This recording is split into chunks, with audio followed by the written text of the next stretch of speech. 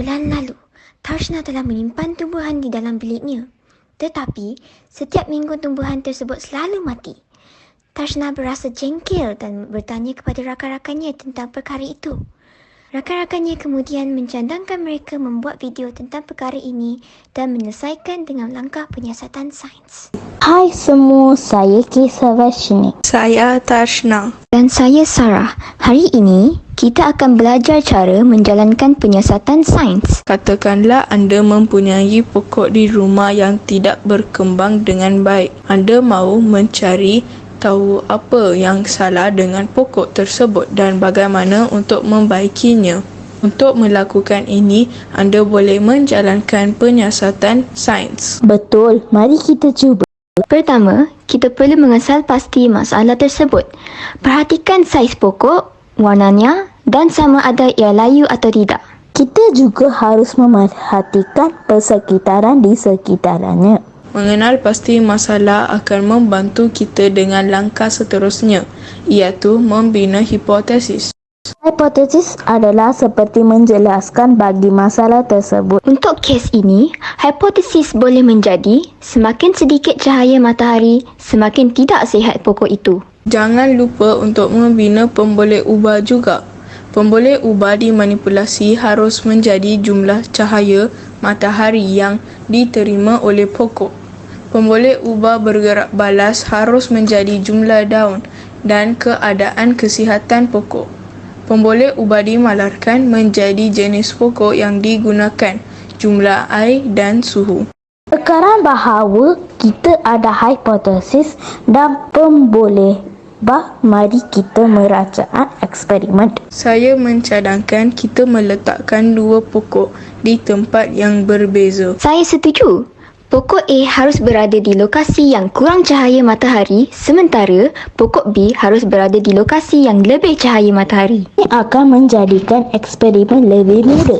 Mari jalankan eksperimen tersebut.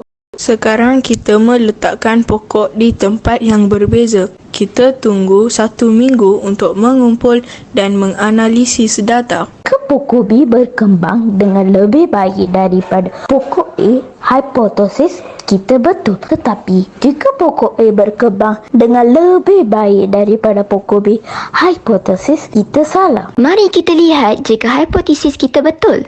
Hari ke-1. Kedua-dua pokok masih dalam keadaan yang baik. Hari kelima, pokok A bermula mempunyai daun kuning. Ia bermula menumpahkan daun.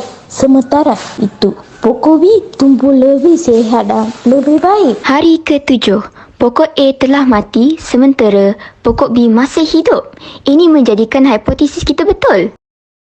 Sekarang bahawa kita telah mengesahkan hipotesis kita, kita juga boleh menggunakan dapatan kita untuk membuat cadangan untuk meningkatkan pertumbuhan pokok. Sebagai contoh, kita boleh mengesyorkan untuk menempatkan pokok di tempat yang lebih banyak mendapat cahaya matahari atau menyesuaikan jumlah air yang diterima. Dan jika kita ingin mengambil penyelidikan ini lebih jauh, kita boleh menukar pemboleh ubah lain dan melihat bagaimana ia mempengaruhi pertumbuhan pokok. Proses ujian dan eksperimen ini membantu kita memahami dunia di sekeliling kita dengan lebih baik. Dan ini tidak terhad kepada hanya pokok.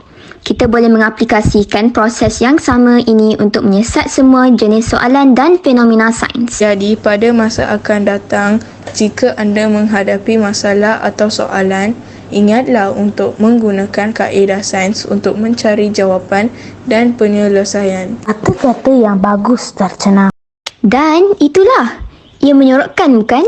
Untuk mengakhiri pengajaran ini, mari kita ringkaskan topiknya. Penyelidikan sains memperkenalkan kita kepada kaedah sains dan proses menjalankan penyelidikan sains. Kita boleh belajar cara mengenal pasti masalah, membentuk hipotesis, merancang eksperimen, mengumpul dan menganalisis data dan membuat kesimpulan berdasarkan hasil temuan kita. Dan itulah akhir pengajaran ini. Bye semua. Semoga anda mempunyai hari yang baik. Dan Curious Chemist berjaya memecahkan masalah lagi. Dan kelihatannya itu sahaja. Bye semua.